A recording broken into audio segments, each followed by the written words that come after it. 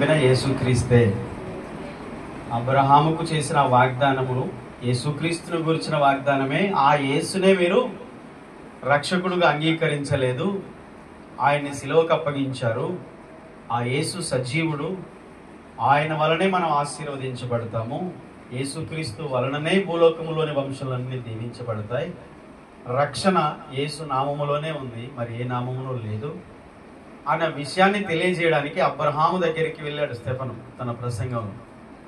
యూదులకు తన చరిత్ర, వారి చరిత్ర అంటే చాలా ఇష్టం కాబట్టి వారి చరిత్రను గుర్తు చేసి ఆ చరిత్రలో నుండి యేసుక్రీస్తును వారికి ప్రకటించడం ప్రారంభించాడు. ఆయనను సత్యాన్ని అంగీకరించడం ఇష్టం లేని ఈ ప్రజలు స్టెఫన్ను కూడా చంపారు. ఇది 7వ అధ్యాయం ముగింపులో మనం చూస్తాం. సరే, మనం అబ్రహామును గురించి ధ్యానించాలనే ఆలోచనతో మనము గడిచిన 2-3 వారాలుగా అబ్రహామును గురించి ధ్యానిస్తున్నాం. సరే, అబ్రహాం దగ్గరికి స్టెఫన్ వెళ్ళాడు, మనం కూడా వెళ్దాం. వెళ్ళి అబ్రహాము ఎవరు, ఆయన పుట్టు పూర్వోత్తరాలు ఏంటి, ఆయన చరిత్ర ఏంటి, అబ్రహాము వలన ఈరోజు మనకు వచ్చే లాభం ఏంటి, అబ్రహాముకు ఇచ్చిన వాగ్దానము మరి మనకు కూడా చెందుతుందా, అబ్రహాము ఆశీర్వాదం మనకు కూడా వస్తుందా అన్న విషయాలు మనం ధ్యానిస్తూ వచ్చాం. ఒక్కొక్క భాగంగా 2-3 భాగాలుగా మనం ధ్యానించాం. ఈరోజు ఇంకో కొంత భాగాన్ని మనం ధ్యానించాలి. ఈరోజు చదువుతారా? ఆదికాండము 12వ అధ్యాయము 1 నుండి 3 వచనాల వరకు. యెహోవా నీవు లేచి నీ దేశం నుండి, నీ బంధువుల యొద్ద నుండి, నీ తండ్రి ఇంటి నుండి బయలుదేరి నేను నీకు చూపించు దేశములకు వెళ్ళుము. నిన్ను గొప్ప గొప్ప జనముగా చేసి నిన్ను ఆశీర్వదించి నీ నామమును గొప్ప చేయుదును. నీవు ఆశీర్వాదముగా నుండు. చాలు. హల్లెలూయా. నీవు ఆశీర్వాదముగా ఉందువు. ఇక అబ్రహామును గూర్చిన దీవెన, అబ్రహాముకు దేవుడిచ్చిన వాగ్దానములో దీవెనలు ఉన్నాయి. ఇప్పుడు ఈ దీవెనను మనము ఎలా అర్థం చేసుకోవాలి? పోయిన వారంలో కొన్ని విషయాలు మీకు చెప్పాను. అబ్రహామును దేవుడు పిలిచినప్పుడు అబ్రహాముకు 3 ఆజ్ఞతో కూడిన క్రియాపదము, క్రియతో కూడిన ఆజ్ఞని ఇచ్చాడు. నీ దేశము నుండి, నీ బంధువుల యొద్ద నుండి, నీ తండ్రి ఇంటి నుంచి నేను చూపించే దేశానికి వెళ్ళు. 3 విషయాలు. నీ దేశం నుంచి రావాలి, నీ బంధువుల నుంచి రావాలి, నీ తండ్రి ఇంటి నుంచి రావాలి, నేను చూపించే దేశానికి వెళ్ళాలి. ఒకటే మాటలో 3 క్రియతో కూడిన ఆజ్ఞలు ఉన్నాయి, ఒకే ఆజ్ఞలు. ఆ మాటకు అబ్రహాము లోబడిన తర్వాత దేవుడు కూడా 3 విషయాలు చెప్పాడు. ఏం చెప్పాడు? నిన్ను గొప్ప జనముగా చేస్తాను, నిన్ను ఆశీర్వదిస్తాను, నీ పేరును, నీ నామమును అనగా నీ పేరును గొప్ప చేస్తా. అబ్రహాం అనే పేరు హైలైట్ అవుతుంది. ఇక ఈ భూమి మీదనే అబ్రహాం అనే పదము అబ్రహాముగా మార్చబడి ఆ అబ్రహామే ఆశీర్వాదానికి వారసుడుగాను, అబ్రహాము వలన వచ్చే సంతానం అంతా కూడా ఆశీర్వదించబడడానికి కారణముగాను మారుతారు. ఇక ఎవరు ఏది మాట్లాడినా అబ్రహామును గురించే మాట్లాడాలి. స్టార్ట్ చేయాలంటే అదే కొత్త నిబంధనలో స్టెఫన్ ప్రసంగం కూడా అదే మనం చూస్తాం. చూసారా? దేవుని మాటకు విధేయత చూపితే దేవుడు ఎలా దీవిస్తాడో అబ్రహామును గురించి చెప్పబడిన మాటలు మనం ఇక్కడ చదువుకున్నాం. జాగ్రత్త గమనించాలి దేవుని బిడ్డలారా. దేవుడు ఏది చెప్పినా దానికి విధేయత చూపినప్పుడు దేవుడిచ్చే ప్రతి ఆశీర్వాదం మన సొంతం అవుతుంది. అంటే లోబడిన వానికే దీవెనలు ఉంటాయి. ఆమె అదే మనం అబ్రహాం నుంచి నేర్చుకుంటున్నాం. 3 విషయాలు చెప్పాను అనమాట పోయిన వారం. ఇంకొక 3 ఏంటంటే అబ్రహాముతో దేవుడు నిబంధన చేశాడు. ఆదికాండం 17వ అధ్యాయంలో మనం చదువుకున్న మొదటి 2-3 వచనాలు. తర్వాత బలమైన జనాంగముగా చేస్తాడు. ఆదికాండం 18వ అధ్యాయంలో మనం చదువుకున్నాం 17-18 వచనాల్లో. 3వది విస్తరింపజేస్తానన్నాడు. ఆదికాండం 22వ అధ్యాయంలో మనం చదువుకున్నాం 17-18 వచనాలు. ఆదికాండం 17వ అధ్యాయంలో, 18వ అధ్యాయంలో, 22వ అధ్యాయంలో అబ్రహాముతో నిబంధన చేసినట్టుగా, అబ్రహామును బలమైన జనాంగముగా చేస్తున్నట్టుగా, 3వది అబ్రహాము సంతానాన్ని ఇక విస్తరింపజేస్తానన్నాడు. ఆ విషయాలు అబ్రహాముతో దేవుడు చెప్పాడు. 3 మాటలకు దేవుడు అబ్రహాముకు విధేయత చూపితే దేవుని మాటకు అబ్రహాముని 3 విధాలుగా దేవుడు బ్లెస్సింగ్ చేస్తూ వచ్చాడు. 3 వాగ్దానాలు చేశాడు, 3 దీవెనలు ఇచ్చాడు. ఒక చిన్న ఎగ్జాంపుల్గా మనము వాటికి ఉదాహరణగా చెప్పుకున్నాం.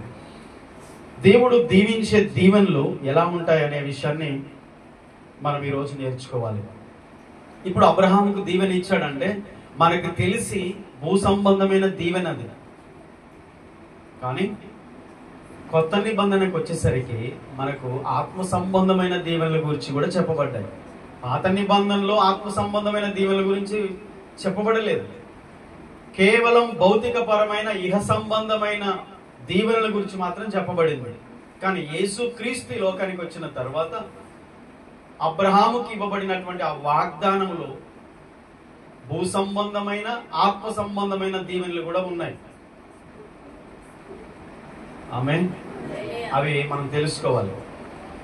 భూ సంబంధమైన దీవెనల కంటే ఆత్మ సంబంధమైన దీవెనలు ఎన్నో రెట్లు ఎక్కువ ప్రత్యేకమైనవి, శ్రేష్టమైనవి. కొత్త నిబంధన అంతా కూడా పైనున్న వాటిని వెతకండి, పైకి చూడండి, దేవుని వైపు చూడండి, ఈ విషయాలు ఎక్కువ చెప్పబడ్డాయి. అందుకనే పరలోకం గురించి, నరకం గురించి కూడా చెప్పబడింది. కొత్త నిబంధనలో భూ సంబంధమైన ఆశీర్వాదాల గురించి ఎక్కువ చెప్పబడలేదు. అసలు వాటిని ప్రోత్సహించినట్టు కూడా లేదు. నీకు ఎక్కువ భూమి ఉందా, అయితే అమ్మి బీదలకి ఇచ్చి నన్ను వెంబడించమన్నాడు. పాత నిబంధనలేమో ఈ భూమి అంతా నీకు సంపాదించుకుంటాం అన్నాడు. కొత్త నిబంధనకి వచ్చేసరికి అక్కడ ఆశీర్వాదాలు దీనికంటే అది ఎక్కువ, అవి ఎక్కువ అని చెప్పబడ్డాయి కొత్త నిబంధనలు.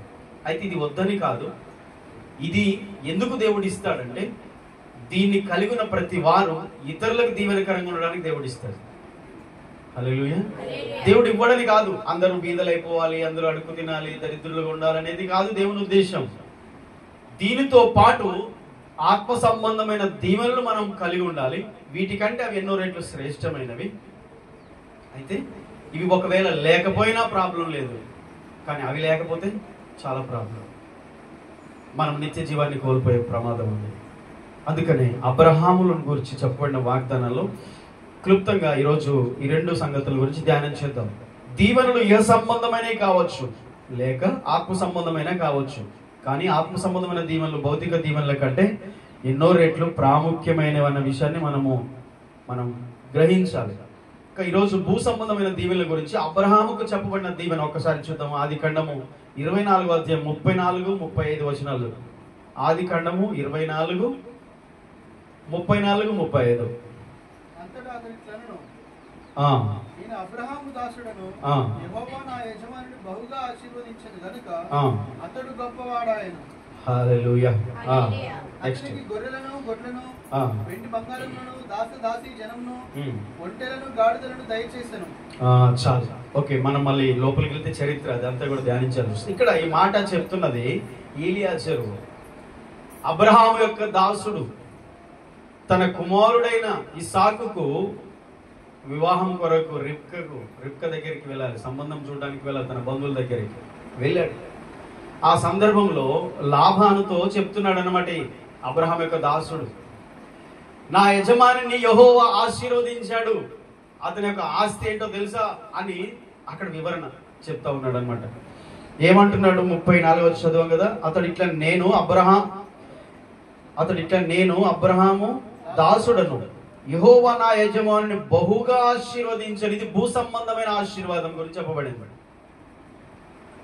అబ్రహామును గురించి తన సేవకుడు లాబానుతో చెప్తున్నాడు, అబ్రహాం యొక్క బంధువుతో చెప్తున్నాడు ఈ మాట, నా యజమానుని యెహోవా బహుగా ఆశీర్వదించాడు. బహుగా ఆశీర్వదించాడంటే అక్కడ కొంచెం వివరణ ఉంది చూడండి. ఎలా ఆశీర్వదించాడట? గొర్రెలు, గొడ్లు, వెండి, బంగారం, దాసులు, జనములు, ఒంటెలు, గాడిదలు దయచేసాను. అది ఆస్తి. ఇప్పుడు చెప్పాలంటే బ్యాంక్ బ్యాలెన్స్ చెప్తారు, లేకపోతే భూములు చెప్తారు, లేకపోతే మంచి అపార్ట్మెంట్ చెప్తారు. కానీ అప్పుడున్నటువంటి ఆ పరిస్థితుల్లో వారి ఆస్తి ఏంటంట? ఒంటెలు, గొర్రెలు, గొడ్లు, గాడిదలు, పనివారు. ఎంతమంది పనివాళ్ళు ఉంటే అంత గొప్పవాడు అన్నమాట ఆయన. భూ సంబంధమైన దీవెన అబ్రహాముకు ఎవరిచ్చారు? యెహోవా ఇచ్చాడు. యెహోవా ఆశీర్వదిస్తాడు. భూ సంబంధమైన దీవెన దేవుడు ఇస్తాడు. సాతాను కూడా ఇస్తాడు ఆప్షన్, సాతాను కూడా ఇస్తాడు, సాతాను కూడా ఆశీర్వదిస్తాడు. కాదు, అది కాసేపు ఉండి కనుమరుగైపోతుంది. దేవుడిచ్చే ఈ ఆశీర్వాదము, ఈ భూ సంబంధంగా దేవుడు తన బిడ్డలకు తోడై ఉన్నాడు అనడానికి అదొక రుజువు. అయితే అది కూడా శాస్త్రమేమీ కాదు. ఆత్మ సంబంధమైన దీవెన కంటే అది గొప్పదేమీ కాదు. దీన్ని కలిగినంత మాత్రమున అతిశయించాల్సిన అవసరం లేదు, గర్వించాల్సిన అవసరం అంతకు లేదు. కానీ దేవుణ్ణి బట్టి అతిశయించాలి. ఎందుకంటే ఈ సంపద కంటే దేవుడే గొప్పవాడు. ఈ లోక సంపదల ఆశీర్వాదాలు అన్నిటికంటే మన ప్రభు గొప్పవాడు. అది అబ్రహాం తెలుసు కనుక ఇంత ఆస్తున్న అబ్రహాం ఏం చూస్తున్నాడట? వాటిని చూస్తలేదు, ప్రతిరోజు పరలోకం వైపు చూస్తున్నాడు, దేవుడు ఉండే స్థలం వైపు చూస్తున్నాడు. నేను ఎప్పుడు వెళ్తానా నా ఇంటికి. అంటే దేవుడు తన కొరకు కట్టే ఇల్లును చూస్తున్నాడు, కానీ భూమి మీద దేవుడు దానికి ఇచ్చిన దాన్ని చూసుకోవట్లేదు. చూసారా, అబ్రహాం గురి ఎక్కడుంది? పరలోకంలో. Okay, right. భూ సంబంధమైన దీవెన దేవుడు ఇస్తాడు. భూ సంబంధమైన దీవెనలు ఉన్నాయి. ఈరోజు మనం ప్రయాసపడుతున్నాము, నా కష్టార్జితము చేత నేను గొప్పవాడిని కావాలనుకుంటాం, కానీ అందులో దేవుని ఆశీర్వాదము ఉండాలి. సామెతలు 10:22 ఏముంది?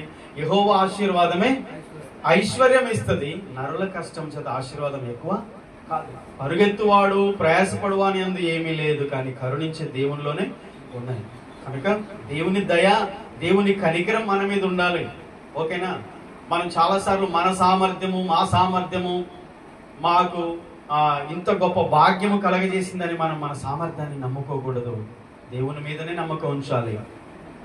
భూమి మీద మనకి ఎంత ఉన్నా లేకపోయినా దేవుని మీదే మనం నమ్మకం ఉంచాలి. అబ్రహామును గొప్పవాడుగా చేసింది, అబ్రహామును ఆశీర్వదించింది యెహోవాయే, దేవుడే అని లాబానుకు ఏలియాజరు అబ్రహాం సేవకుడు చెప్తున్నాడు.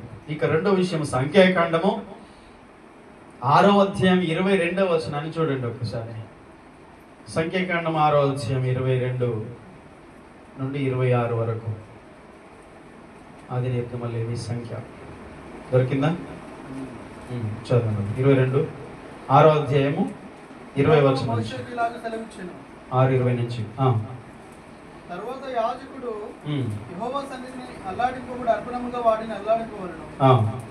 అల్లాడింపబడు బోరతోను ప్రతిష్ఠితమైన 6:22 సంఖ్య 6:22. రైట్. మోషేకు ఇలాగ సెలవిచ్చెను, నీవు అహరోనుతోను అతని కుమారులతోను ఇలాగనుము, మీరు ఇశ్రాయేలీయులను ఇలాగ దీవింపవలెను. యెహోవా నిన్ను ఆశీర్వదించి నిన్ను కాపాడును గాక. యెహోవా నిన్ను ఆశీర్వదించి నిన్ను కాపాడును గాక. యెహోవా నీకు తన సన్నిధిని ప్రకాశింపజేసి యెహోవా తన సన్నిధిని ప్రకాశింపజేసి నిన్ను కరుణించును గాక. యెహోవా నీ మీద తన సన్నిధి కాంతి ఉదయింపజేసి యెహోవా నీ మీద తన సన్నిధి కాంతి ఉదయింపజేసి సమాధానము కలగజేయును గాక. అట్లు వారు ఇశ్రాయేలీల మీద నా నామమును ఉచ్చరించుట వలన నేను వారిని ఆశీర్వదించెదను. హల్లెలూయా. అంటే ఇక్కడ ఒక మాట చెప్పండి, స్పష్టంగా మనం ఇక్కడ అర్థం చేసుకోవాల్సిన విషయం అంటే, మోషే అక్కడున్న లేవీలను, యాజకులను పిలిచి ఇశ్రాయేలు ప్రజలను యాజకులు దీవించే విధానం గురించి చెప్తున్నాడు. ఈ యాజకులు అనగా ఆ మందిరంలో పనిచేసేటువంటి లేవీలు, దేవుని యొక్క ఏర్పాట్లో ఉన్నవారు, దేవుని సేవకులు. మీకు అర్థం కావడానికి చెప్తున్నాను. ఈ దైవ సేవకులు దేవుని ప్రత్యేకించుకున్నటువంటి ఈ ప్రజల్ని, ఆ జనాంగాన్ని ఈ ప్రతిష్ఠించబడిన యాజకులు అనగా ఈ సేవకులు ఎలాగో ఆశీర్వదించాలో ఇక్కడ మనం చదువుకున్న మాటలు. దేవుని పేరును బట్టి ప్రజలను సేవకులు దీవించాలి. అలా దీవించినప్పుడు, అలా పలికినప్పుడు, ఆ మాటలు పలుకుతున్నప్పుడు దేవుడు ఆ ప్రజలను ఆశీర్వదిస్తాడట. హల్లెలూయా. సరే, కొత్త నిబంధనకు వచ్చేసరికి ఇక్కడ యాజకులు లేరు, లేవీలు లేరు, కానీ అందరూ రాజులైన యాజక సమూహముగా, దేవుని ఏర్పరచుకున్న జనాంగముగా, పరిశుద్ధ జనాంగముగా, దేవుని ఏర్పాట్లో ఉన్నవారుగా, దేవుడు పిలుచుకున్న ప్రజలుగా ఉన్నాం. అందరినీ కూడా దేవుడు ఏర్పరచుకున్నాడు. అయితే అందరూ కూడా దేవుని నమ్మిన, దేవుని రక్షణ పొందిన, దేవుని బిడలైన ప్రతి ఒక్కరూ ఈ ఉచ్చారణ పలకాలి. అంటే ఆశీర్వాద వచనమే పలకాలి. అలా పలికినప్పుడు దేవుడు దాన్ని నెరవేరుస్తాడట. విశ్వాసంతో ప్రవచన వాక్కుగా పలకాలి. ఏమని పలకాలి? యెహోవా నిన్ను ఆశీర్వదించునుగాక. ఇలాగు దీవించాలట. యెహోవా నిన్ను ఆశీర్వదించునుగాక, నిన్ను కాపాడునుగాక, నీకు తన సన్నిధిని ప్రకాశింపజేసి నిన్ను కరుణించుగాక, నీ మీద తన సన్నిధి కాంతి ఉదయింపజేసి నీకు సమాధానము కలగజేయునుగాక అని మంచి మాటలు, ఉచ్చరణ, ఆశీర్వాద వచనాలు దేవుని పిల్లలు పలకాలి. అలా పలికినప్పుడు దేవుడట చివరి వచనం అంటున్నాడు, వారు ఇశ్రాయేలు మీద నా నామం ఉచ్చరించడం వలన నేను వారిని ఆశీర్వదించదును. హల్లెలూయా. అంటే మీరు ఆశీర్వాద వచనాలు పలికితే అవి ఆశీర్వాదకరంగా మారుతాయి. దేవుడు వాటిని నెరవేరుస్తాడు. ప్రతి ఒక్కరు గుర్తు పెట్టుకోండి. శాప వచనాలు పలకొద్దు. ఎదుటి వ్యక్తిని గూర్చి మనం పలికే మాట, దేవుని ప్రార్థించే నోట మనం పలికే ఆ మాట దేవుడు నెరవేరుస్తాడు.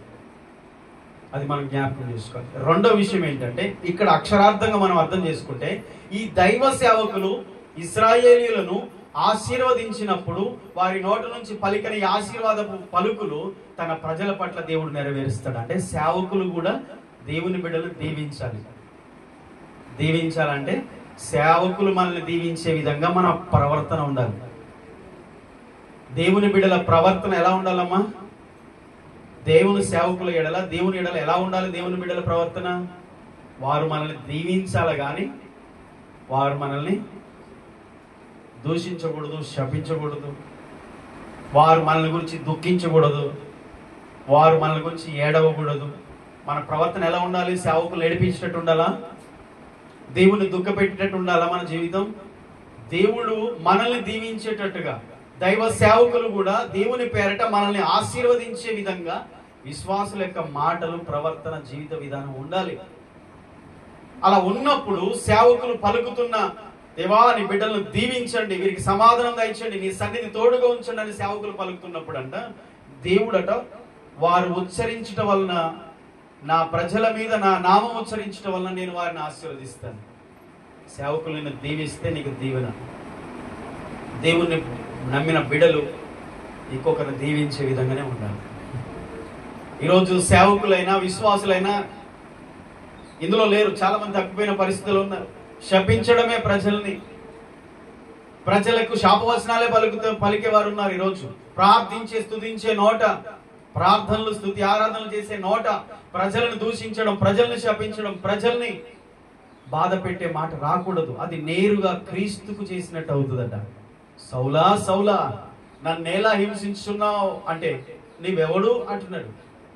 నా సంఘాన్ని నువ్వు బాధ పెడుతున్నావు కనుక నన్ను బాధ పెడుతున్నావు.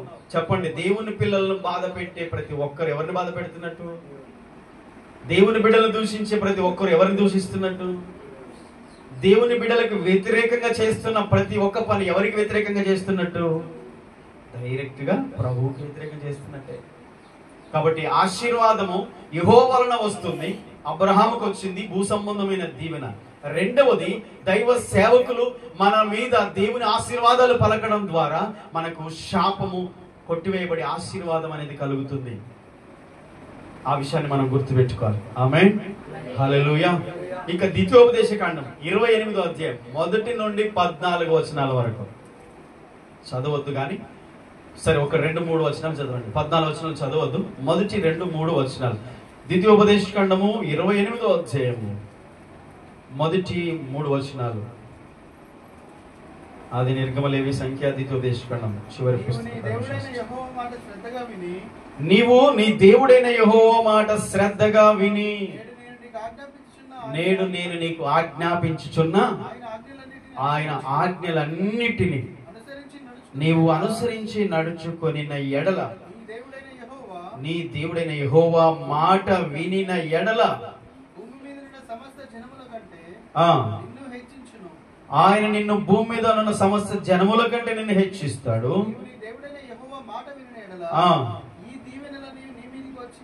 నీ దేవుడైన యెహోవా మాట నీవు వినిన ఎడల ఈ దీవెనలన్నీ నీ మీదికి వచ్చి నీకు ప్రాప్తించును. హల్లెలూయా. భూమి మీద దేవుని యొక్క శాసనములను, ఆజ్ఞలను, కట్టడలను గైకొని నీతిగా, యథార్థంగా దేవునికి లోబడి భయభక్తులు కలిగి దీవించేవాడిని నేరుగా దేవుడే దీవిస్తాడు. ఇంకా సాతాను దీవించాల్సిన అవసరం లేదు, ఇంకా మనుషులు దీవించాల్సిన అవసరం కూడా లేదు. దేవుడు దీవిస్తాడు. అయితే మనం అనుకున్న విధానంలో దేవుడిని దీవెన ఉండదు, కానీ దేవుడు మనకు కావలసిన దాన్ని ప్రొవైడ్ చేసి, మనకు కావలసిన సమాధానమును, ఆరోగ్యమును, నెమ్మదిని, అనుదిన ఆహారమును, అవసరతలను దేవుడు మనకు ఇస్తూ మనల్ని ఆయన ఆశీర్వాదాల చేత నడిపిస్తాడు. అర్థమైందా? ఒకేసారి 100 ఎకరాలు కొంటాం, 100 కోట్లు బ్యాంకులో వేస్తాం, అది కాదు దీవెన.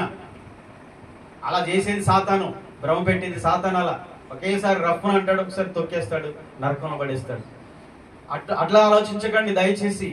దేవుడు ఈ భూ సంబంధమైన దీవెనలు ఎలా ఇస్తానన్నాడు ఇశ్రాయేలు ప్రజలకు అంటే, మీరు నా మాట విని, నా శాసనాలను గైకొని, నా ఆజ్ఞలను, నా కట్టడలను, విధులను గైకొని, మీరు నా మాట శ్రద్ధగా వింటే నేను మీకు తోడుగా ఉంటా, నేను మిమ్మల్ని ఆశీర్వదిస్తా. ఈ దీవెనలన్నీ నీకు వస్తాయి. ఏ దీవెనలు? భూ సంబంధమైన దీవెనలు ఇవి. చూడండి, ఈ దీవెనలన్నీ నీ మీదికి వస్తాయి. ఏమని?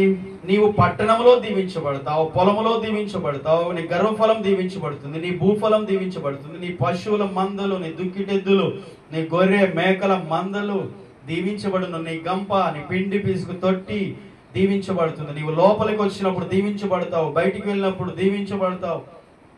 ఇక ఈ దీవెనలన్నీ 14 వచనం వరకు ఉన్నాయి. ఇవన్నీ కూడా భూ సంబంధమైన దీవెనలే. పరలోకంలో ఉండే దీవెనలు కావు ఇవి, భూమి మీద ఉండే దీవెనలే. నువ్వు ఎటు వెళ్ళినా, ఎక్కడ వెళ్ళినా, పొలంలో వెళ్ళినా, ఏం చేస్తున్నా దేవుని యొక్క ఆశీర్వాదం ఉంటుంది. ఆ ముందు మొదటి 2 వచనాల ప్రకారం మనం ఉంటే అబ్రహాంకి వచ్చింది. అబ్రహాంకి ఏది దేవుడు చెప్పాడు అది చేశాడు కనుక భూమి మీద దేవుడు అబ్రహాం దీవించాడు. వదిలేస్తాడా? వదిలేలే. దిక్కులేని చూస్తారు, అటు ఇటు పైకి కిందికి ఏం చూస్తారు? దేవుని వైపు చూడండి. చుట్టూ చూస్తే ఏమవుతుంది? నీకు లోకాశలు నీకు లోపలికి వచ్చేస్తాయి, నిరాశ వస్తుంది. దేవుని ఆత్మ నీలో ఉండడు, దేవుని ఆత్మ నీలో పనిచేయదు. ప్రభు వైపు చూడండి. భూమి మీద నేను ఎలా గొప్పవాడిని కావాలా అనే కంకణం కట్టుకోకండి. భూమి మీద నేను అందరికంటే గొప్పవాడిగా ఉండాలని కోరుకోకండి. దేవుడు దీవిస్తాడు. ఆమేన్. దేవుడు దీవిస్తాడు. కానీ మన హృదయము పరలోకం కొరకు ఎదురు చూసేదిగా ఉండాలి. ఎందుకు అంటే ఆ మాట చెప్తున్నానంటే, భూ సంబంధమైన దీవెనలకి వ్యతిరేకిని కాదు, కానీ ఎంత సంపాదించినా ఏమి తీసుకొని పోనివ్వరు. ఇక్కడ నుంచి వాళ్ళు పోనివ్వరు, మనం కూడా తీసుకొని పోలేము. పైకి తీసుకుపోతారు, ఏమైనా తీసుకొని పోలేము, వాళ్ళే తీసేసుకుంటారు. ఏది ఉన్నా కానీ లాగేసుకుంటారు. అది దానికి ఉన్నటువంటి సీక్రెట్. కాబట్టి శ్రేష్టమైన ఆశీర్వాదాలను మనం కలిగి ఉండాలి. ఆ ఆశీర్వాదాలు అంటే క్లుప్తంగా 2-3 మాటలు మీకు చెప్పి ముగిస్తాను. మొదటిది మత్తయి సువార్త 5వ అధ్యాయం మీరు చదివితే 3 నుండి 12 వచనాల్లో అసలు చాలా మంది గ్రహించరు. ఇది పరలోక సంబంధమైన ఆశీర్వాదాలా ఇవి అనుకుంటారు. ఏదో చిన్నపిల్లల కథ చెప్పినట్టుగా మత్తయి సువార్తలు అంటే యేసు ప్రభు చెప్పిన మాటలు అంటే అంత సింపుల్గా అనుకుంటారు. కానీ ఇవి ఇప్పటికీ అనేక మందికి అర్థం కాలేదు. ఏముందిలే అనుకుంటాం, కానీ అసలైన విషయాలు ఆయన ముందు చెప్పాడు. కొండ మీద ప్రసంగంలో మొట్టమొదటి తన నోట నుంచి ఆరంభించిన ఆ ప్రసంగంలోని మాటలు 3వ వచనం నుండి, ఆత్మ విషయమై దీనులు అనే వారు ధన్యులు. చెప్పండి. పాత నిబంధనలో ఒంటెలు, మేకలు, గొర్రెలు, ఆస్తిపాస్తులు, పని మనుషులు, దాసులు, దాసులను కలిగిన వారు ధన్యులు, పరలోకం వారిదని చెప్పబడిందా? చెప్పండి. భూమి మీద అన్ని సంపాదించుకున్నవానికి పరలోకం ఉందా? ఓకే, ధనాన్ని నమ్ముకున్న వానికి పరలోకం లేదు, ధనమున్నా దేవుణ్ణి నమ్మిన వానికి పరలోకం ఉంది. ఆప్షన్ ఉంది. ఇది దేవునికి సాధ్యం, మనుషులకు అసాధ్యం. అయ్యా, ధనవంతుడు పరలోకం ఎట్లా పోతాడు? మరి నేను ధనవంతుని, మరి నేను నరకానికి పోతానా? డౌట్ పడకండి. ధనమును నమ్ముకున్నవాడు పోడు, ధనం ఉన్నవాడు కాదు, ధనాన్ని నమ్ముకున్నవాడు పరలోకం పోడు. ధనమున్నా దేవుని నమ్మినవాడు, దేవుని మీద ఆధారపడి బ్రతికేవాడు పరలోకం గ్యారంటీ. మరి అబ్రహాం ధనవంతుడే. భూ సంబంధమైన దీవెనల కంటే కొత్త నిబంధన దీవెనలు శ్రేష్టమైన ఎందుకు చెప్తున్నానంటే, ఆత్మ విషయమై దీనులైన వారు ధన్యులు. మన ఆత్మలో మనం తగ్గించుకొని మన ఆత్మకు దేవుని రక్షణను పొందుకున్నప్పుడు, మనము ఆత్మలో పాపులమని పశ్చాత్తాపడి మన ఆత్మ రక్షణ కొరకు మనము దేవుని దగ్గర మోకరించే వారమైతే, ఆత్మ విషయమై దీనులైన వారు మనల్ని మనం తగ్గించుకొని మన ఆత్మను కాపాడుకుంటే పరలోకంలో మనం ధన్యులం. నాకు ఏసు అవసరం లేదు, నేనేం పాపం చేశాను, నాకు అవసరం లేదు, నేను పాపిని కాదు అని ఎప్పుడైతే ఆత్మలో అహంకారంతో ఉంటారో వారు పరలోకంలో ధన్యులే అవుతారు. అసలు పరలోకమే లేదు వారికి. కానీ ఎన్ని ఉన్నా నా ఆత్మకు రక్షణ కావాలని తాను ఆత్మలో దీనులైన వారు, యేసు దగ్గరికి వచ్చి ఆత్మ రక్షణ పొందుకున్న వాళ్ళు, ఆత్మకు రక్షణ సంపాదించుకున్న వాళ్ళు పరలోక రాజ్యం సంపాదించుకుంటారు.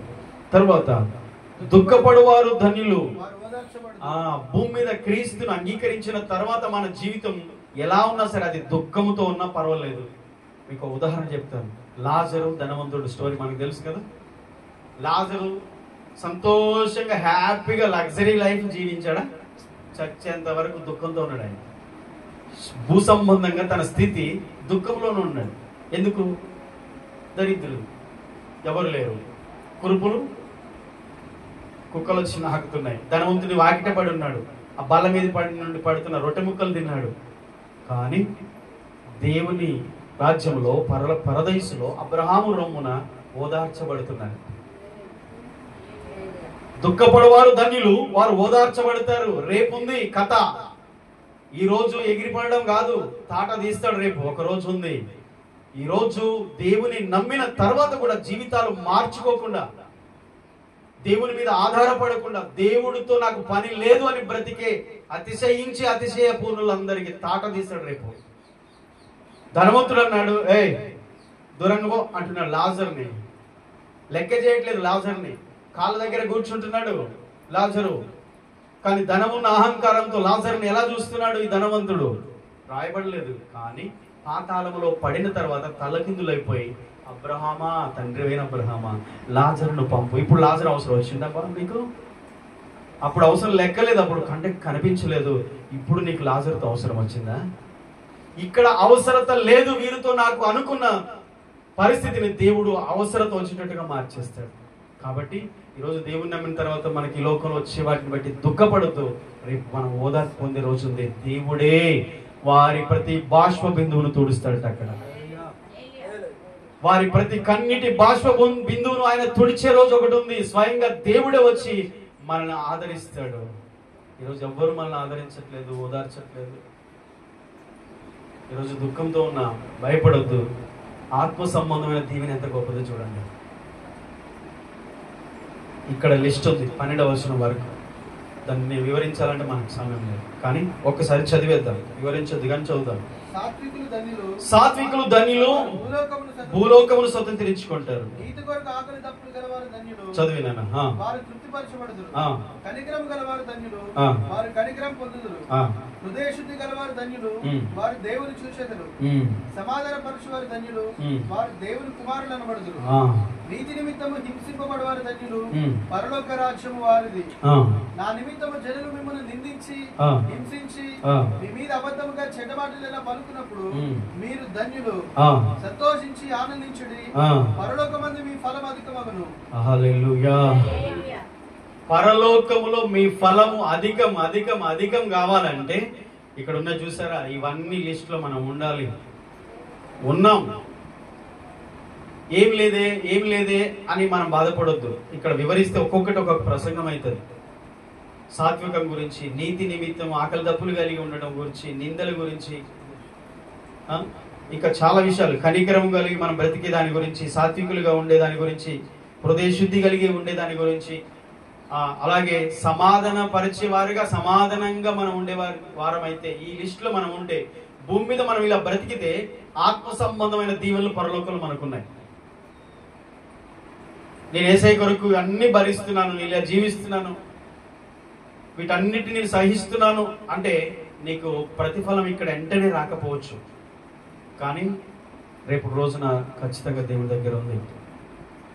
అది ఏ రకమైన పనిష్మెంట్ అయినా, అది ప్రతిఫలమైన, రెండు రేపు ముందే ఉన్నాయి.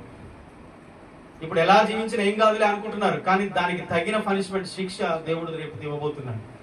ఈరోజు అన్నిటినీ దేవుని కొరకు సహించి భరించి ఓర్చుకొని, శ్రమలైన, దుఃఖమైన, బాధైన, నీతి కొరకు నీతిగా దేవుని కొరకు బ్రతుకుతుంటే, ఏంది దేవుడు చూడట్లేదా?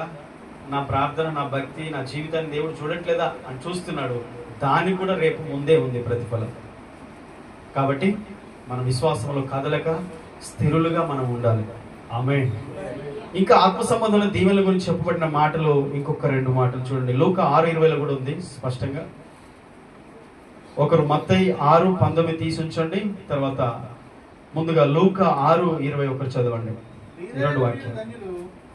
చెప్పండి చెప్పండి. బీదలైన బీదలైన మీరు, ధన్యులు. ప్రభు చెప్తున్నమాట, జాగ్రత్త వినాలి. బీదలైన మీరు ధన్యులు, దేవుని రాజ్యము మీది. ఇప్పుడు ఆకలి కొరుచున్న మీరు ధన్యులు, ఆ. మీరు తృప్తిపరచబడుదురు. ఆ.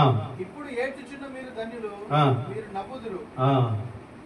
మనుష్య కుమారు నిమిత్తము మనుషులు మిమ్మల్ని ద్వేషించి వెలివేసి నిందించి పేరు చెడ్డదని మీరు చెడ్డోళ్ళని, మీ పేరు చెడ్డదని కొట్టేసిన మీరు ధన్యులే. ఆ దినమందు మీరు సంతోషించి ఆ దినంలో మీరు ఏం చేయాలి? సంతోషించండి, గంతులు వేయండి. సేమ్ మత్తయి సువార్తలో చెప్పబడిన మాటలు రిలేటివ్ గా ఉన్నాయి, ఇక్కడ కూడా ఉన్నాయి. బీదలైన మీరు ధన్యులు, పరలోక రాజ్యం మీది. 100% మీది అన్నాడు ఆయన, అంతే. ఆమేన్. బీదలంటే ఏమీ లేకపోవడం బీదలేం కాదు, అన్ని ఉన్నా లేనట్టుగా బ్రతకడం కూడా అది దేవుని కొరకు. Praise the Lord. నాకేం తక్కువ అని కాలర్ ఎగిరేయడం కాదు, అన్ని ఉన్నా నాకు ఏమీ లేనట్టుగా దేవుని కొరకు నేను తగ్గించుకొని నన్ను నేను జీవించడం, అది అబ్రహాములో కూడా మనం చూస్తాం. గమనించండి, దీవెన ఉంది, అయితే ఈ భూమి మీద ఉందా? ఇప్పుడు చెప్పబడిన దీవెనలన్నీ భూమి మీద వస్తాయా? పరలోక రాజ్యం, పరలోక రాజ్యం, పరలోకం అని చెప్పబడింది. మత్తయి 5:3-12 వరకు. పరలోకంలో మీ ఫలం అధికమైతుంది అన్నాడా? భూమి మీద మీ ఫలం అధికమైతుంది అన్నాడా? పరలోకంలో. ఏం సంతోషం లేదా? అలా ఉన్నారు లేదా? ఈ భూమి మీదనే కావాలా? ఈ భూమి మీదనే కావాలా? నేను చేసిన ప్రతి దానికి ఇప్పుడే కావాలి, నాకు ఫలం ఇప్పుడే కావాలి, రిజల్ట్ ఇప్పుడే కావాలి, ప్రతిఫలం నన్ను మెచ్చుకోవాలి, నేను పని చేసినా నన్ను పొగడాలి, నా గురించి చెప్పాలి. నీకు ఫలం రేపు అక్కడ ఉంది. మనుషులు గుర్తించలేదు, దేవుడు గుర్తించాడు. మనుషులు మర్చిపోయారు, దేవుడు మర్చిపోలేదు. నీకు పరలోకంలో నీ ఫలం అధికమవుతుంది, అధికమవుతుంది. అబ్రహాముకేమో ఎలియాజరు ఏం చెప్తున్నాడు అబ్రహాం గురించి? లాబానికి, నా యజమానుని యెహోవా ఆశీర్వదించాడు, ఒంటెలు, గాడిదలు, ఎడ్లు, మేకలు, గొర్రెలు, వెండి, బంగారం, దాసీలు బహుగా దీవించాడు. భూమి మీదనే కనిపిస్తుంది ఆ దీవెన. మరి యేసుక్రీస్తు కొరకు బ్రతికే వారందరూ మత్తయి 5:3-12 చెప్పబడిన ఆ విషయాల్లో ఆ కేటగిరీలో ఉన్న వీళ్ళందరూ కూడా క్రీస్తును అంగీకరించి జీవిస్తున్న వీళ్ళకి ఇక్కడ ఏది దీవెన? ఏ ఒంటెలి, గుర్రమందలి, మేకలి, ఆస్తులే కనిపిస్తున్నాయా? ప్రార్థన చేస్తే మీకు ఏమైనా వచ్చాయా? ఒంటెలు, గాడిదలు, గొర్రెలు, మేకలు, మనుషులు, ఆస్తుపాస్తులు, అంతస్తులు, వెండి, బంగారాలు వచ్చాయా మీ ఇంట్లోకి? అందుకే లోకానికి అర్థం కాదు. మీరు అబద్ధాలు చెప్తున్నారో బాబు అంటాడు, ఆయనకి అర్థం కాదు. ఆత్మ సంబంధమైన దీవెన వాళ్ళకి అర్థం కాదు. కనీసం ప్రార్థించే మనకన్నా జ్ఞానం ఉండాలిగా. ఏదయ్యా ఇంతకాలం ప్రార్థన చేస్తే దేవుడు ఏమి ఇచ్చిండు? నన్నేం దీవించలేదు. నాయన నీ మనసు ఇంకా శరీరానుసారం మనసే పనిచేస్తుంది. పైకి చూడు, దేవుడు ఏం చెప్పాడో చూడు. అది చూసిన తర్వాత ఈ భూమి మీద కాదు, నా ఆస్తి మొత్తం అక్కడ ఉంది, నా వెండి బంగారాలు అక్కడ ఉన్నాయి, నాకు దేవుడు ఇచ్చే బహుమానాలన్నీ అక్కడ ఉన్నాయి. ఇప్పుడు మనం చదివిన వాక్యాలన్నీ కొత్త నిబంధనలు యేసుప్రభు వచ్చిన తర్వాత మీ ఆస్తి, మీ ఫలము, మీ బహుమానం, మీ ధనము ఇవన్నీ అక్కడున్నాయి, అక్కడున్నాయి, అక్కడున్నాయి. మీరు ధన్యులు. భయపడొద్దు, కలవరపడొద్దు, మీరు చింతించొద్దు, మీరు ఏడవద్దు, దుఃఖపడొద్దు. అక్కడ ఉన్నది మీ ప్రతిఫలం, అక్కడుంది. దేవుడే మనుషుల మధ్యకి వచ్చి చెప్పినా ఇంకా అర్థం కావట్లేదు. స్వయంగా ఆయనే శరీరధారికి వచ్చి ఇక్కడ దాని గురించి బాధపడకండి, ప్రతి దానికి అక్కడే ఉంది ఫలం. అర్థమైందా? దీవెన అక్కడే ఉంది, తోళ్ళు తీసేది కూడా అక్కడే ఉంది. మనల్ని బాధ పెట్టే ప్రతి పరిస్థితిని, ప్రతి మనిషిని, ప్రతి వ్యక్తిని, ప్రతి శక్తిని రేపు దేవుడు అక్కడ చూసుకుంటాడు. ఇక్కడే ప్రతిఫలం ఆశించద్దు, ఇక్కడ ఆశించద్దు. వాళ్ళు అది కావాలి, మాకు వ్యతిరేకం చేసే వాళ్ళు మేము చూస్తున్నాం, వాడు ఇదైపోవాలి అని కోరుకోకండి. దేవునికి అప్పగించండి, దేవునికి అప్పగించండి. చివరి వచనం తీసారా? మత్తయి 6:19 చదవండి. భూమి మీద మీ కొరకు ధనమును కూర్చుకొనవద్దు. మత్తయి 6:19. ఓకే. ఇక్కడ చిమ్మటయు ఉప్పును తినివేయును, దొంగలు కన్నం వేసి దొంగలెదరు. పరలోకమందు మీ కొరకు ధనమును కూర్చుకొనుడి, అచ్చట చిమ్మటైనను ఉప్పైనను దాన్ని తినివేయదు, దొంగలు కన్నం వేసి దొంగలెదరు. 21. అక్కడనే నీ హృదయం ఉండును. చాలు. ఇదేంటి మనకి కొంచెం ఏమైనా వ్యతిరేకంగా పనిచేస్తుంది వచనం? ఇంతసేపు బాగుంది కానీ ఇప్పుడైతే కొంచెం మనకి లోపల ఏదో తలిగినట్టు అనిపిస్తుందా? దానికి సంబంధించింది ఇది. ఏంటి అదనంటే శాశ్వతమైనది ఇది శాశ్వతమైనది, అశాశ్వతమైనది ఒకటి ఉంది, శాశ్వతమైనది ఒకటి ఉంది. అది గ్రహించగలిగితే మన బలం, ధనం, జ్ఞానం, మన తలాంతులు, మన సామర్థ్యం, మన సమస్తం పరలోకం కొరకు ఇన్వెస్ట్ చేయకుండా ఉండలేం. దేవుని రాజ్యం కొరకు మనం పెట్టుబడి పెట్టకుండా ఉండలేం. అది బలమైన, మళ్ళీ చెప్తున్నాను, మన జ్ఞానమైన, మన సామర్థ్యమైన, అది మన ధనమైన, మన సమయమైన. భూ సంబంధమైన జీవితము కంటే ఆత్మ సంబంధమైన దాని కొరకు, మనం ఉండబోయే భవిష్యత్తు గృహము కొరకు మన మనస్సు ఎక్కువ అక్కడ ఉండి మనం ఎక్కువగా అక్కడికి ఆలోచన చేసి మన ఇన్వెస్ట్మెంట్ అంతా అక్కడికి పంపించేస్తాం. ఇది అంత ఈజీగా అర్థం కాదు, కానీ అర్థం చేసుకోవడానికి ప్రయత్నం చేయండి. ఇక్కడ ఏం చెప్పబడింది అంటే, అబ్రహాం గురించి దేవుడు ఇచ్చిన వాగ్దానంలో, అబ్రహామా నేను నిన్ను ఆశీర్వదిస్తున్నాను, నేను గొప్ప జనంగా చేస్తాను, ఓకేనా, తర్వాత నీ పేరును గొప్ప చేస్తాను, ఈ విషయాలు చెప్పిన తర్వాత నిన్ను దీవిస్తానని చెప్పి నేను ఆశీర్వదిస్తున్నాను, నీవు ఆశీర్వాదముగా ఉండు. నెక్స్ట్ మనము దేవుని చేత దీవించబడిన వారంగా ఉంటూ మనము ఇతరులకు దీవెనకరంగా ఉండాలి. అది దేవుని బిడ్డల యొక్క కర్తవ్యం, అదే లక్ష్యం. ఆ విషయాన్ని మనం గుర్తుపెట్టుకోవాలి. ఇక్కడ చెప్పండి ఆ వచనంలో అదే. ఒక్క మాట నేను చెప్తాను, వినండి. ఏమంటున్నాడంటే, భూమి మీద మీ కొరకు ధనము కూర్చుకొనవద్దు. మీకు ఎంత కోపం వస్తుంది ఈ మాట చెప్తే? ఈ మాట చెప్పింది ఎవరు? దేవుడే చెప్పాడు, ప్రభువే చెప్పాడు, మీరు భూమి మీద ధనం కూర్చుకోవద్దు అని చెప్పాడు. అంతే, వద్దు ఆయన చెప్పాడు, వద్దు అనే చెప్పాడు ఆయన, అంతే. ఎందుకు ఆ మాట చెప్పాడు అంటే దాని వివరణ కూడా ఇచ్చాడు. ఇగో, భూమి మీద ధనం కూర్చుకుంటే చిమ్మట కొడతాయి, చిమ్మట కొడతాయి. కాగితాలే కావాలి, అవి ఏదైనా కావచ్చు, చిమ్మట కొడతాయి. తర్వాత తుప్పు పడుతుంది. మూడవది దొంగలు పడతారు. కానీ సేఫ్ ప్లేస్ ఒకటి చెప్పాడు, ఏంటంటే పరలోకంలో మీ కొరకు ధనం కూర్చుకోండి, అక్కడ చిమ్మట కొట్టదు, తుప్పు పట్టదు, అక్కడ దొంగలు వెళ్ళి కన్నం వేసి దొంగిలించలేరు. మన డబ్బు దాచుకునే సేఫ్ ప్లేస్ చెప్పాడు. మనకి ఇక్కడ సేఫ్ ప్లేస్ ఏంటి? బీరువాళ్ళు, లేదా బ్యాంకు, లేదా బ్యాంకు లాకర్లు.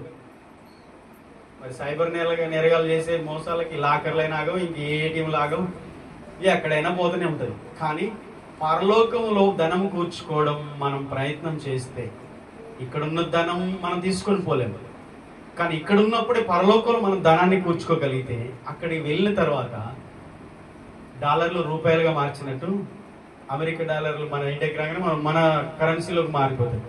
పరలోకం వెళ్ళిన తర్వాత పరలోకములో మనం ఇక్కడ దేవుని కొరకు చేసిన ప్రతిదీ, దేవుని కొరకు మనము చేసిన ప్రతిదీ, ఇన్వెస్ట్ చేసింది, అది దేవుని పరలోకములో కరెన్సీలో మారిపోయి మనకు అది ఆశీర్వాదకరంగా ఉంటుంది. నేను ఫస్ట్ చెప్పాను, ఇది కొంచెం మీకు అర్థం కాకపోయినా ఒక్కటి నేర్చుకోండి. నా బలము, నా ధనము, నా జ్ఞానము, నా సమయం నేను బ్రతికుండగానే పరలోకంలోనికి పంపించాలి. ఏ పద్ధతిలో పంపిస్తారు మీరు? కానుకలు ఇచ్చా, దశభాగం ఇచ్చా, పేదలకు వస్త్రాలు ఇచ్చా, అవసరతలు ఉన్న వారిని ఆదుకొనా, లేకపోతే దేవుని సువార్త కొరక, సంఘక్షేమము కొరక, మందిర అవసరాల కొరక, దేవుని పేరిట మీరు ఏ రూపంలో పంపిస్తారో, మీరు చేయగలిగినంత ఏ విధానం మీరు చేస్తారో అది చేయండి. మీకు బలం ఉన్నప్పుడే, ధనం ఉన్నప్పుడే, సమయం ఉన్నప్పుడే, దేవుడు మీకు ఇచ్చినప్పుడే అది మీరు చేయడం నేర్చుకోండి. యేసు ప్రభు చెప్పింది అదే. ధనం కూర్చుకోవద్దు, ఇక్కడ ఈ పరిస్థితి ఉంది, అక్కడ కూర్చుకోండి అని చెప్పాడు. చెప్పి నీ హృదయం ఎక్కడుండునో నీ ధనం అక్కడ. అంటే అర్థం ఏంటి? నేను ఉల్టా చెప్పాను. ఆయన చెప్పింది ఏంటంటే, నీ ధనం ఎక్కడ ఉంటుందో నీ హృదయం ఎక్కడ ఉంటుందని చెప్పాడు. ఇప్పుడు హృదయం ఎక్కడ ఉంటుందో ధనం ఎక్కడ ఉండదు. లేదు లేదు లేదు, అలా జరగడానికి వీల్లేదు. ధనం ఎక్కడ ఉంటుందో హృదయం అక్కడ ఉంటుంది, అక్కడికి వెళ్ళిపోతుంది. అంటే ఒకని హృదయం అది అతిగా దేన్ని దాచుకుంటుందో దాని దగ్గరికే చేరుతుంది. అర్థం కాదని ఇంకొకసారి చెప్తాను. ఒకని హృదయం అధికంగా దేన్ని స్టోర్ చేసుకుంటుందో, దేన్ని దాచుకుంటుందో అక్కడికే వెళ్తుంది. మనము దేన్ని నింపుకుంటున్నామో, హృదయంలో దేన్ని నింపుకుంటున్నామో దాని దగ్గరికే లాస్ట్ డేస్ లో మన హృదయం వెళ్ళిపోతుంది. చెప్పండి. పరలోకంలో చేర్చుకుంటే పరలోకం, నరకంలో చేర్చుకుంటే నరకం. చూసాను ఆత్మ సంబంధమైన దీవెనలు ఎలా ఉంటాయంటే భూ సంబంధమైన పరలోక సంబంధమైన వాటికి లింక్ ఉంది. అందుకని క్రైస్తవులు దేవుని పిల్లలు ప్రార్థించేటప్పుడు జ్యోతిర్మయుడగు తండ్రి వైపు చూసి ప్రతి ఈవి శ్రేష్టమైన ప్రతి వరం ఆయన నుండి మనకు వస్తాయి. నేనేం తేలేదు, ఏం తీసుకొని పోలేను. దేవా, నీ రక్షణ నాకు ఇచ్చావు, నేను నీ కొరకు ఎలా బ్రతకాలి లోకంలో. ఈ భూ సంబంధమైన దీవెనలు ఉంటాయి, పోతాయి. అవి వస్తాయి, పోతాయి. డబ్బు వస్తుంది, పోతుంది. ఏదైనా వస్తుంది, పోతుంది భూమి మీద. కానీ శాశ్వతమైనవి కావవి. శాశ్వతమైన దీవెనలు పరలోకంలో ఉన్నాయి. దాని కొరకు క్రైస్తవుడు ప్రయాసపడాలి. ఈ భూమి మీద ఉన్నప్పుడే, ఆయుష్ ఉన్నప్పుడే, ఆరోగ్యం ఉన్నప్పుడే, బలం ఉన్నప్పుడే, సమయం ఉన్నప్పుడే, ధనం ఉన్నప్పుడే పరలోకంలో మనం ఇన్వెస్ట్ చేసుకోవాలి. క్రీస్తు కొరకు మనం బ్రతకాలి. క్రీస్తు కొరకు, ఆయన రాజ్యం కొరకు, ఆయన సేవ కొరకు, ఆయన పరిచర్య కొరకు, ఆయన నామ మహిమ కొరకు మనం జీవించగలిగితే రేపు అక్కడికి వెళ్ళిన తర్వాత మనం అతిశయంతో తలెత్తుకునే దేవుని ఎదుట బహుమానం పొందుకునే వారికి ఉంటాం. లేదంటే సిగ్గుపడే వారికి ఉంటాం, త్రోసిపడే వారిగా ఉంటాం. ఆత్మానుసారంగా మనసుతో మనం జీవించుదాం. ఆత్మానుసారంగా ఆలోచించుదాం. శరీరానుసారంగా ఆలోచించడం మానేసి ఆత్మానుసారంగా ఆలోచించుదాం, జీవించుదాం. దేవుడి మాటలు దీవించునుగా. తల్లు ఉంచుదాం, కళ్ళు మూసుకుందాం, ప్రార్థన చేద్దాం. భూ సంబంధమైన దీవెనలు అవసరమే, కానీ వాటికంటే